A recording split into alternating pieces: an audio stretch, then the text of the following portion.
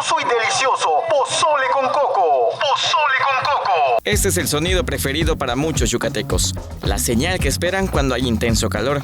El anuncio de la llegada del pozole con coco. No lo pienses más, acércate y disfruta de un rico, sabroso y refrescante vaso de pozole con coco. La tradicional bebida se hace en gran parte del estado, pues su sabor y propiedades conquistan los paladares. El pozole con coco es una de las bebidas favoritas para los yucatecos porque antes se acompañaba simple con un poco de sal y chile. Su popularidad se convirtió en el oasis para algunas personas que se quedaron sin empleo, como Víctor. Mi mamá es la que cuando era joven vendía el pozole en Humán. Ella es de Humán, entonces cuando yo le comento sobre la situación, ella me dice, pues yo te puedo ayudar a prepararlo.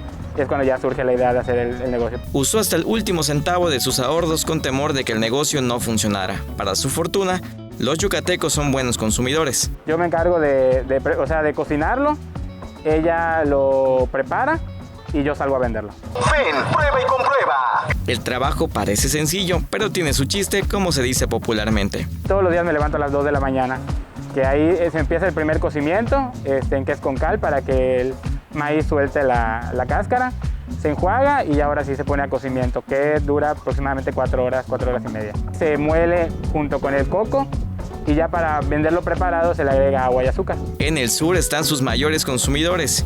Víctor ya conoce la casa de sus seguidores. El pozole con coco lo beben personas jóvenes y adultas, personas que trabajan en oficinas, amas de casa y obreros. No hay quien se resista a su delicioso sabor. Con imágenes de Fren Rodríguez, César Gómez, Teleyucatán te informa.